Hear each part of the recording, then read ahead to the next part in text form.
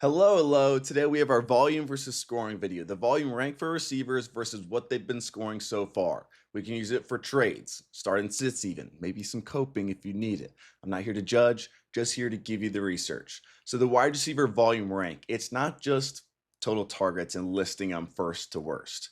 It is where those targets are on the field, the expected fantasy points. A target 5 yards away from the line of scrimmage at your own 20 isn't nearly as valuable as an end zone target, a red zone target, whatever it may be.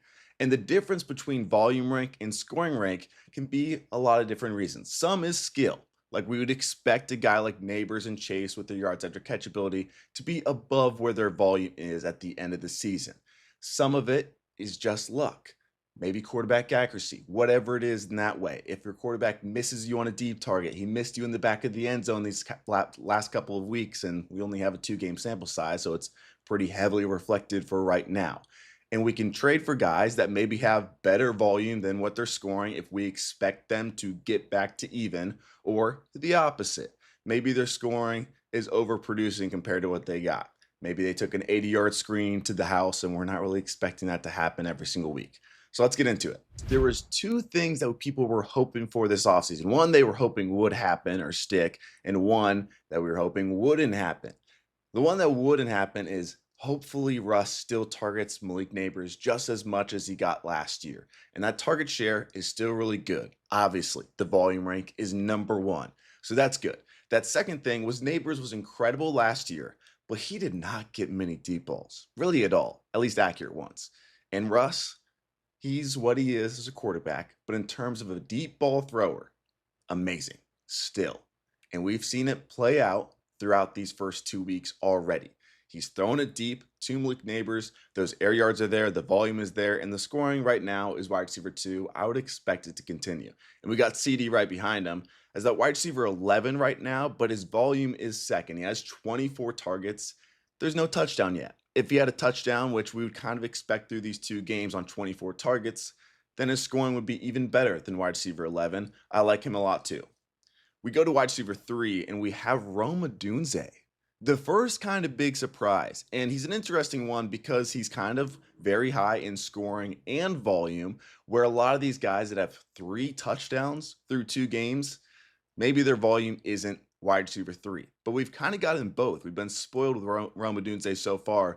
There was a lot of rumors at the late offseason, like end of August, like, hey, maybe DJ Moore isn't this team's wide receiver 1. And it's starting to pan out right now. A lot of people were wondering, is he going to be JMO or is he going to have the Amon-Ra St. Brown role?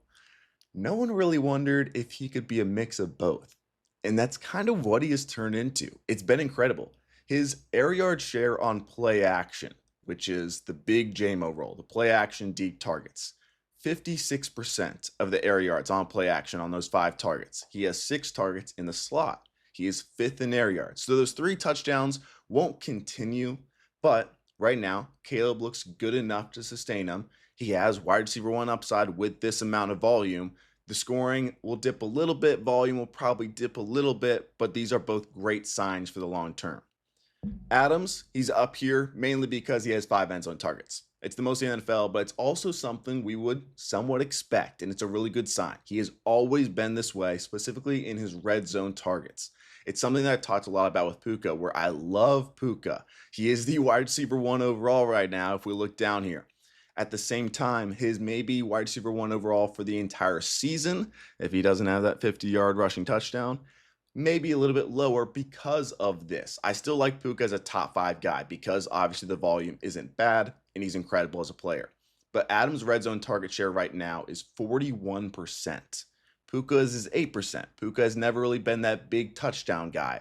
We'd expect it to be more than what he's had throughout his career, but it's not going to be on the level of Davante Adams. And if Davante Adams can keep at least somewhat of this, I don't expect it to be 41% and 9% for those 2 receivers, but maybe 30 and 18, 19%, somewhere in the middle of there, where it does help Davante Adams. He's wide receiver 15 right now, but a good sign there as well. Chris Olave right behind there, wide receiver 5, that first really big surprise, mainly because he's wide receiver 32 in scoring right now. And I think the key to this is just Spencer Rattler and Kellen Moore. There's a lot of really good signs here where I really haven't paid too much attention to Chris Olave through the first 2 weeks. But in the preseason, looking at the quarterbacks, it was pretty clear that Spencer Rattler would be the best for Chris Olave, mainly because of a 1 game sample size. But in that 1 game that he played with Rattler last season, 14 targets. 14. So it's a 1 game sample size, but also 14 targets. Come on. He had 100 receiving yards in that game. And so far, through 2 weeks with Rattler, 23 targets. In this offense, I really like Kellen Moore. Always kind of have. And when we're looking at this offense, not the most talent, definitely at quarterback, but Rattler is doing okay. He's 21st in passing yards right now. Most people would expect him to be 32nd going into the year. So I'll take 21st. Olave has 23 targets, only 108 receiving yards, obviously no touchdowns there. I think he'll be better than this wide receiver 32 mark, though. He's not going to be top 5 guy, obviously, but better than wide receiver 32 from what he's been through these first 2 weeks. I really like Rattler there, and this motion offense that Kellen Moore runs is kind of perfect for Chris Olave. Well, we're going down to JSN. He's wide receiver 7 in that volume rank. Scoring rank is wide receiver 10. If we were going off of percentages, he would be wide receiver 1. They haven't thrown too much in Seattle, especially that week 1 game. They threw a little bit in week 2, but when we're looking at target share, he is number 2. Air yard share, he is not that slot receiver anymore, guys. Even last year, he was a downfield slot receiver, but now he's playing over 70% of his routes, snaps, out wide. He is number 1 in air yard share right now. So the more that Seattle starts throwing, which it might not be the most in the NFL, but right now I would say it's pretty low, and he's wide receiver 7 in volume. Back-to-back 10-target games, back-to-back 100-yard games, just no touchdowns yet. So another one there. I really like him right now, especially considering he's already wide receiver 10 with no touchdowns. Zay Flowers is the only guy above him in target share. That is the difference this year with Zay Flowers compared to last year. Last year, if you remember, he had 21 targets in the first 2 games, and then it fell off a cliff. He was awesome. Everyone was like, he's a wide receiver 1 this year, and then he was pretty bad the rest of the way. Not horrible, but not a wide receiver 1 for sure. The difference between last year and this year is, although he has 20 targets in the first couple weeks again, he has a 43% target share. Last year was only 29, which 29 is amazing, but they've been really low in terms of passing volume so far. It's just a 2-game sample size. The Ravens usually will throw a little bit more with Lamar. So 43% share is a great sign, given that maybe they, week 3 against Detroit, throw the ball 35 to 40 times. If he had a 43% share, he's going to be insane. But that can drop down to, say, 25 to 30%, and he'll be just as good as right now. He's a top 5 receiver. So I have more confidence this year than I did this time last year with Flowers. And Jacoby, another one that is similar to JSN. He doesn't have a touchdown, but back-to-back 10-target games. There's not many guys that can say that. Jacoby is one of them. He's wide receiver 18 right now, but that volume, still top 10. We've talked about that floor a lot. He had 68 receiving yards and 97 receiving yards. Just a lighter version of JSN right now. The offense should be better than it was yesterday. I think the Chargers defense is just like the people have talked about with the Packers and like the Lions in week 1. I think the Chargers are kind of a light version of that, and Jacoby is more of a light version of JSN there. So I like that too. One that I'm probably see myself telling people to buy the most, because if people are commenting like, hey, should I trade for this person? A lot of the times I don't want to tell people what to do in terms of trades, but Drake London's one of those where it's like, if they're trying to trade you Drake London, like there's not many reasons to say no right now. And this kind of puts it in numbers form of what I've seen and what I think. He is the wide receiver 42 right now. Not the greatest. Wide receiver 11 in volume though. And yesterday, going into the game, I was texting some friends and they were asking about, the game or whatever, what would think would happen, all that sort of stuff.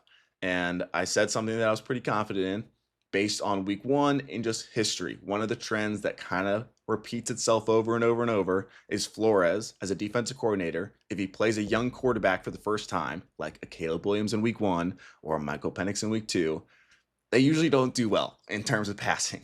So Penix, his 5th ever start, and he goes against Flores' defense, it's like, he's probably not going to have the greatest day. And they only threw 21 times. So he had 4 targets. That's not the greatest, but also that's a 20% target share. And his volume is still, because of that insane week 1, is wide receiver 11. He should have had a touchdown. Had a couple end zone targets that first game. had 15 targets. He is going to be this guy that is the clear #1 wide receiver with plenty of talent and a good offense, I think, in the long term. But even week 3 here on out, I love Drake London. I loved him in the start of the year. I'm a big fan, just in terms of talent, fantasy, everything. I like him a lot. And Mike Evans, basically just an old Drake London. He has had a very tough corner schedule so far. Like he had Stingley yesterday, and then week 1, it was AJ Terrell. 2 corners that are going to be way better than the average corner that's lining up against them. It was part of the reason that Igbuka was so good in the slot there. But even outside of that wide receiver 2 is he had Evans taking away those top corners. So the volume has been there. The passing offense still looks really good. Like Baker has looked great without Liam Cohen. All of that's there. I'm not super confident in like Chris Godwin's health. Jalen McMillan, I don't think is going to be a huge factor this year, especially with the injury. They're not targeting Cade Otton at all still. So coaching change, that hasn't changed though. So really another one where Mike Evans, I have lost zero confidence. Honestly, I probably gained confidence in Mike Evans just because he looks like himself at his age. So Mike Evans, another one there, wouldn't panic in the slightest. We talked about Puka going down to Brian Thomas Jr. I did a whole breakdown on him. So if you want to check a film breakdown, stats breakdown, I did like a 3-minute one on TikTok, Instagram. It's up there. So you can go check that out. The volume is encouraging and they have a game plan and effort to give him the ball. So that is what I like the best. I will talk about another receiver later on that is the opposite, which makes me more worried. So Brian Thomas Jr., he's wide receiver 53. The volume, though, is wide receiver 15. And we know the talent's there. We know there's issues, but right now, with the offense he's in, it's not like they're using him incorrectly or he's not getting the targets. There's issues, but it is issues that should be able to be fixed compared to, oh, this is just how the offense is. Oh, this is just how his talent is. He's not that good. And that's not the case for Brian Thomas Jr. So is he going to be wide receiver 1 this year? Maybe not, but I do think he's going to at a floor be a good wide receiver 2 and still has that ceiling of being really good and well beyond that. So I still have faith in Brian Thomas Jr. He does play Stingley in week 3. He played really well against him last year with Trevor Lawrence, not with Mac Jones. He played better with Trevor Lawrence against Houston than he did with Mac Jones. 2 good games though. Both games he had like 6 or 7 catches, 8 catches. I think he had 70 yards with Mac Jones, like 90 with Trevor Lawrence, and a touchdown in each. So he played well against Houston last year, even in a little bit of a tougher game. Courtland Sutton. The Colts defense isn't horrible. It's not horrible.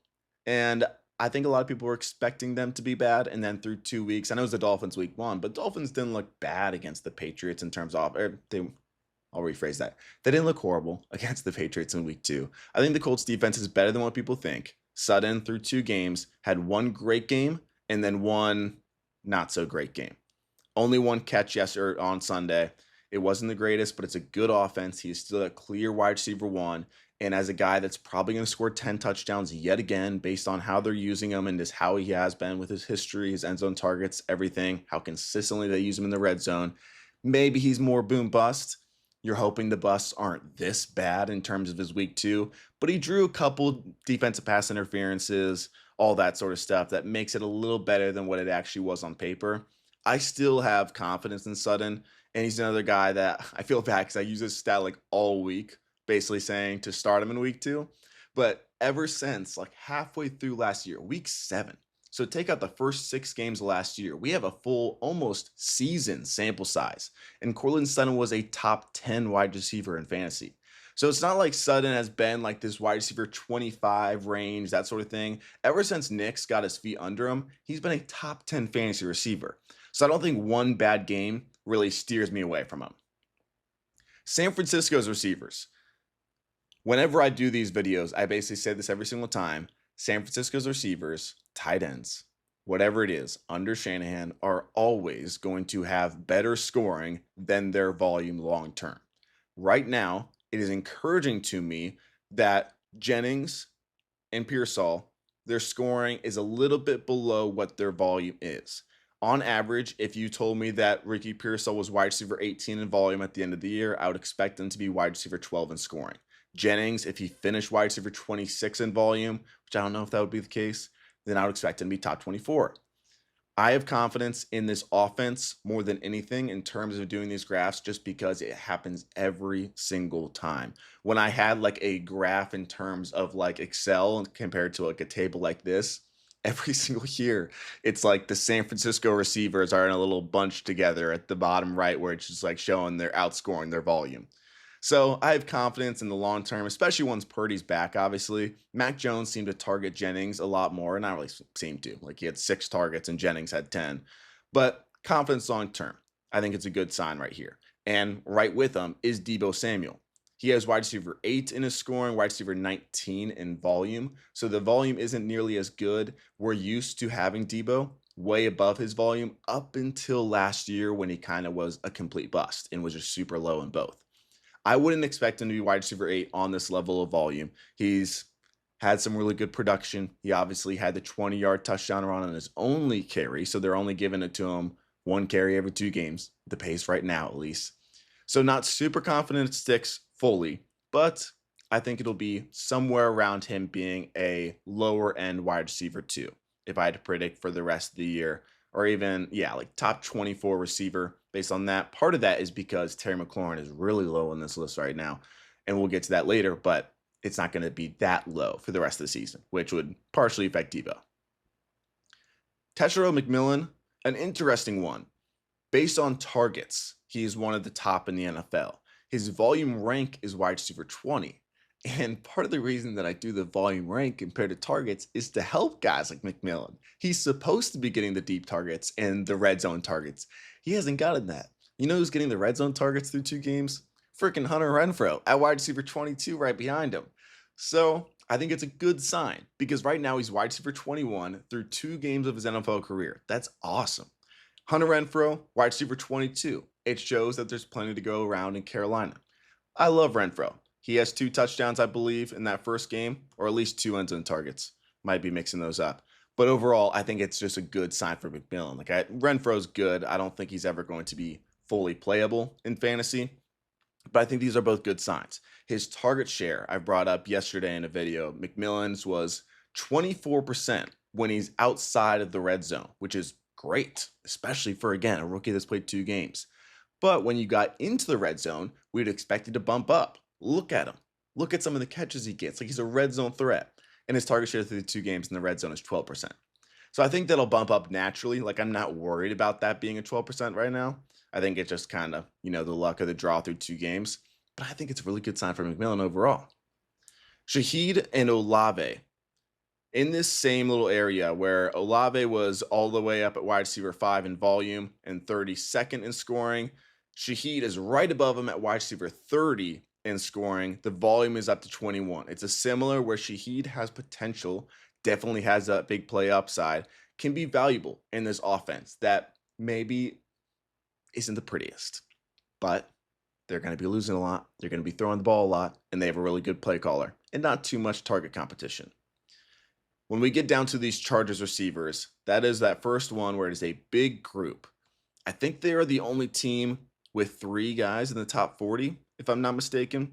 They have Keenan Allen at wide receiver 24 in volume, Quentin Johnston, not Ladd McConkey, as the wide receiver 35 in volume, and then Ladd at wide receiver 37. So how worried am I? When I'm looking at this, Keenan is getting the red zone work, Johnston is getting the deep balls. That is the interesting part to me because Ladd, his targets aren't horrible. He has 14 targets through 2 games. It's a 21% targets per route, which isn't the greatest for Ladd. And the worst part about that is it's a 21% air yard share. So the downfield targets aren't really going to him as much. Like he is getting very average in terms of his target share, his 14 targets. It's very average, and it's a downfield passing attack right now. It's explosive. At the end of the day, I can all but guarantee that his volume rank will be lower than his scoring, which is good at the end of the day. Like you want your guy to score more than his volume is because although people might not expect it, Ladd McConkey's a top 10 guy in yards after catch per reception. He's very good once he gets the ball in his hands. I think that targets will improve over time. It'll get there. I'm not overly worried about Ladd. I'm not worried at all in terms of his talent. but the competition is maybe a little more than I would expect it to be in terms of their wide receiver 2, wide receiver 3, even Trey Harris, just because Harris gets some of those deep balls as well. So, Lad, I don't think he'll be a wide receiver 1 this year. I do think he'll be a good wide receiver 2, and I think part of that does just like you can see it with Keenan Allen. Keenan, I would still say, like, isn't as good anymore compared to Lad. Like, I think Lad is better at this point in time. But Keenan right now, he has the chemistry with Justin Herbert. The volume is 24th and his scoring is 12th because he's gotten those touchdowns that Lad hasn't gotten so far. And he's very good in the red zone and he knows where to be, and Justin Herbert knows where he's going to be. So I think that Keenan can be a wide receiver 2 as long as he's healthy. I think Lad will get there. Quentin Johnston is a fine flex boom bust at this point right now. I'm not confident that he's going to have this huge breakout, but he's better than I thought for fantasy. My panic level on Nico is pretty low. I know a lot of people are panicking because he's wide receiver 47. Like, I get it. He only had that one catch yesterday, but it was a 38% target share. That's amazing. It was 24 passing attempts yesterday, so it wasn't too much volume. So I know he didn't get too many receptions, and week 1 wasn't the greatest, but he's still the clear number 1 option. Good quarterback, good chemistry, not much competition just in general, and the talent is there. So overall, after 2 games, I don't think there's reason to panic. Some of these guys where it's like, I get it. There's a lot of things that are maybe questionable, like an AJ Brown right now. But for Nico, it's like, what are we panicking about? Like his fantasy points? That's the only thing that's missing. So I don't really find anything there that is logical in terms of panic. Marvin Harrison Jr. Earlier, I talked about Brian Thomas Jr. and how they show an effort to get in the ball and he fits the system. In Jacksonville, like, it's built for him. They use him correctly, and they've shown an effort, fourth quarter, opening drive, the scripted plays, all that sort of stuff. They're trying to get him the ball. I can't say the same for Marvin Harrison Jr. And it's the same as last year. And this was my fear in the offseason. Like, everyone was kind of hoping for change, but there was no reason to change. Like, the same quarterback, same weapons around him, same coaching staff, same play caller, everything. And it's kind of what we've seen. It was a little better in week 1 in terms of how they used them, a little bit more of a diverse route tree.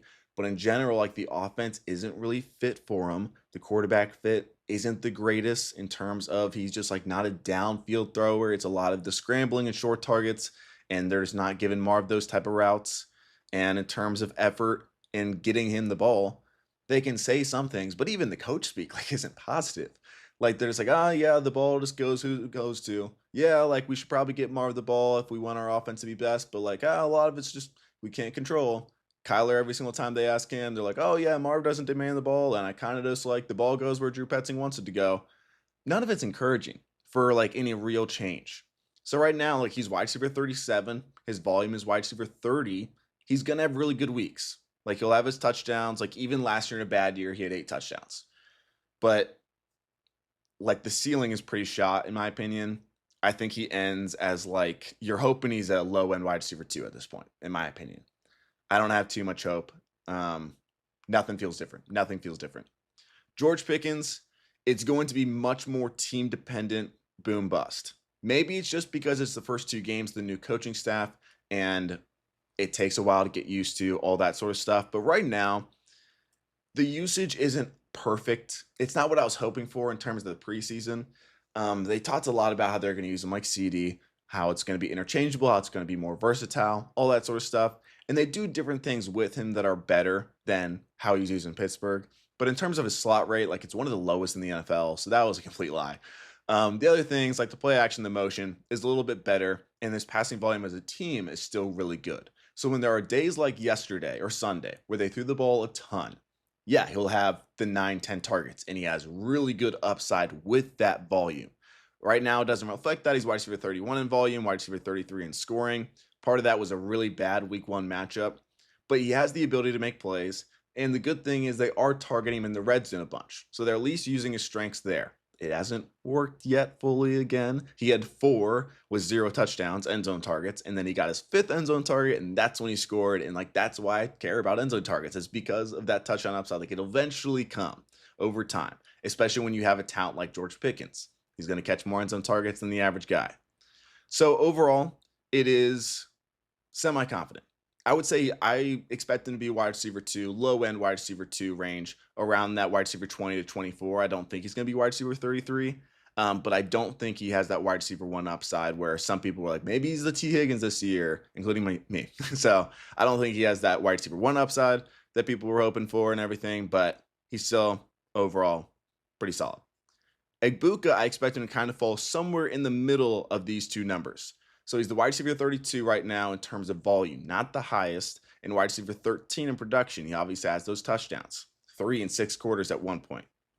And I expect it to fall right in between in terms of his volume should get better. It was his first 2 career games.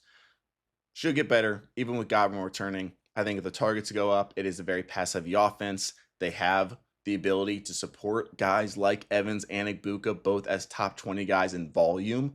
And usually with Baker in this offense, the production goes along with it. So I would expect it to be closer to like wide receiver 20-ish in volume, 25th in volume, and maybe wide receiver 20 to 15 in scoring, at least in the short term. We'll see how Godwin gets back, but right now I'm not too confident in his health. Hunter right behind it, more confidence than most. Obviously, his volume is way higher than his scoring right now. And he's one of those guys where you would expect his scoring to be higher just because of his playmaking and his touchdowns. Like we go back to college, he led the conference in touchdowns. He obviously has the big playability. That'll happen with time. It hasn't happened at all, like one time really. But they're giving him the screens. When he's on the field, his target share is really good. The defense scares me a little bit. It didn't at first, but it's because of the cornerback injuries in Jacksonville. When their starter went down, he goes in at the end of the first quarter, and from there on, he still played a decent amount of offense, like almost what he was doing, but the targets went down. I think they're like not giving him as many screens, not giving as many, just the targets in general. A lot of it went to Brian Thomas Jr. after that point. Odunze was way up there. DJ Moore is at wide receiver 38 in volume, wide receiver 49 in scoring. That'll get better, but still the volume, it's not good and it's consistent, which we like consistent volume, but not when it's not good. So he had 5 targets in week 1, 6 targets in week 2. That first read target share is at 19%, which is a little worrisome. Air yards are low too, 22%. And when we're looking at the slot usage, the Amon-Ra St. Brown role that everybody wanted in this offense, it's just kind of being split, like 35% for Moore, 35% for Odunze, which is good for Odunze because of how else they're using him in other plays. But for DJ Moore, like we want that to be higher. He has 2 screens, which is fine through 2 games, but it's less compared to the last couple of years. So there's different stuff like that all combined together. This offense has upside and there's hope there, but right now, not the greatest in terms of production. So bring some pause. Garrett Wilson right after that, I'm not super confident again. Like he's wide receiver 39. It's one of the bigger drop-offs, 39 in volume to 16th in production. And a lot of it, that wide receiver 16 is just being held up by that deep touchdown. And I don't want to play the if game, but I'll play it here. Mainly because the quarterback that is last in deep targets in the NFL right now is Justin Fields. And Garrett Wilson, he had that deep touchdown where if he took it away, he would have 10 points per game. That's not the greatest. That's not enough. And I just think there's going to be lots of weeks in here where even if it is good, a lot of weeks where it can be like week 2 that maybe loses your matchup. Calvin Ridley is an interesting one because I wasn't expecting him to be good the first couple of weeks. With Cam Ward settling in, he had the Surtain shadow week 1, but this brings a different problem. And this is Iomanor. We got him up at 34 here in terms of volume, above Ridley. The target share and the air yard share in general are about the same, which is really good for Iomanor, but Ridley it's not as good. So like Iomanor is 18th in air yard share in the entire NFL, 26 in target share. Ridley's is at 24, but the week 1 shadow Surtain is part of that. So I get that, want to say that out loud. But Cam Ward, as he's settling in, if it isn't just that one obvious receiver there that he's throwing to, like the Terry McLaurin situation or a Cortland Sutton situation last year, then it can bring some more problems. It lowers his upside a little bit. Like, I don't know if Iomanor is ever going to be a confident start. Has some hope, but hopefully Cam Ward kind of increases with time. This passing volume should at least be really good. So the targets can come around. It's not going to be this low for Ridley in terms of his volume, but I don't know if it is going to surpass his volume, the scoring at any point. So we need that volume to take a big jump, big jump. Other way around for the Miami receivers, we'd expect them to perform higher than their volume, just be their explosive play upside, all that sort of stuff. The history with Miami and their passing game, they don't need a ton of targets to be extremely good. However, they are 43rd and 51st in volume right now. So even on horrible volume, yeah, they're wide receiver 27 and 29, but that's not good enough. Like, we need it to be way higher in terms of volume, and then that production to be there again. So right now, like, yeah, the production is okay, but they're not even close to having good enough volume. So there still has to be lots of change there. It doesn't give me too much confidence. And compared to years in the past, I'm less confident in this passing offense as a whole in terms of them overproducing their volume like this. Higgins also down here. The big thing that I just want to point out with him is he was top 10 in volume last year. So not just scoring. We all know he was incredible with Burrow, but I think people overlook just how good his volume was. Even in targets per game, he was 9th. And a lot of that, number 1 in end zone targets per game, that volume, wide receiver 48. And I know a lot of that is with Burrow, like 5 quarters of Burrow, but his target share in the past in 6 games, I believe, with Jake Browning dipped from 22% in his career with Burrow to 15%. And you just can't really start fantasy guys getting a 15% target share, no matter who they are. Terry McLaurin right below him. He won't be this bad, but I do think it's just an overall sign of his ceiling. He's just going to be even more touchdown dependent. With Debo there, he's still going to be boom bust, but just maybe a slightly lower ranked boom bust. Instead of a top 15 guy, maybe a top 25 guy, compare like more so how he was before Jaden Daniels was there. So Daniels still incredible for him. Debo, he's also incredible for Debo, especially which has how Debo's strengths are those screens and against zone coverage. That's perfect for Daniels. So I don't think that Debo is going to be this high. I don't think Terry McLaurin is going to be this low, but how much does it jump up from wide receiver 49 in volume and wide receiver 59 in scoring? When we get to the bottom here, Jameson Williams is wide receiver 63 in volume, and he had 2 catches and was incredible. So I get it. The routes are also positive. So he led the team even with Tesla coming in and they're playing him more, which was true. They did play him more, but it was all taking away from Khalif Raymond, the wide receiver 3. JMO didn't run any fewer routes with Tesla in there. The worry for me is just he's like the worst version of Terry McLaurin, honestly. Like, he's not the wide receiver 1, and he's just like a Terry McLaurin if he was the wide receiver 2. The offense is really good, but they kind of promise over and over again, we're going to use JMO differently. We're going to use JMO differently. His route tree is going to be a lot more diverse. His role is going to be a lot more than just that deep ball guy. And it was maybe true for like 2 games last year. And this year, it hasn't been true at all through 2 weeks. So in terms of him being not only boom bust, but like he was incredible on those, like he had 2 huge plays and he's the wide receiver 26. So in terms of a ceiling, I don't really believe in it outside of the week to week ceiling. But yeah, basically conclusion, worst version of Terry McLaurin in my opinion. And the only guys below him that are notable in terms of volume, the Eagles, both of them. You would expect, if you told me after 2 weeks that one of these guys would be super low, I'd be like, oh, well, if AJ Brown's that low, Devontae Smith must be top 10 in volume. And it's just horrible. They had the most run-heaviest offense in the past 5 years last year. And they are more run-heavy this year. In terms of AJ Brown, the offensive coordinator change, there's lots to talk about. They are not using him downfield, which is insane to me. Even just on his routes. Like, he has a 91% route share. That is very high. Whenever they are passing the ball, he's out there. He has 66 air yards through 2 games. And through 2 games, he has 1 deep target. 1 deep target in 2 games. And he's purely an outside receiver. They're not using him at all anywhere else. And they have 0 design targets out there for him. So no screens to get him going. I imagine that he's complaining. And still, nothing to give him like that easy pass, whatever it is. It's a bunch of short routes, nothing downfield at all. And somewhat similar for Devontae Smith. Lots of short routes, a little bit better because he's a slot guy, and he did have that deep target. But again, like nothing that I'm like super stoked about with Devontae Smith. And then Golden to end, it'll take time. Maybe Jaden Reed's injury will speed that up with the process, but it'll take time.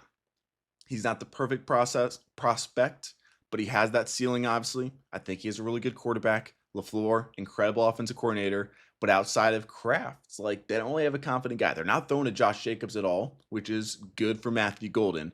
If he can kind of work himself up to being this wide receiver one, not a drop candidate at all. I've had a couple of people ask. I wouldn't drop him, but I think that you're kind of just hoping for that second half of the season breakout. There's receiver after receiver after receiver, rookie year, that they just don't do anything kind of that first month, and then they're amazing the rest of the way.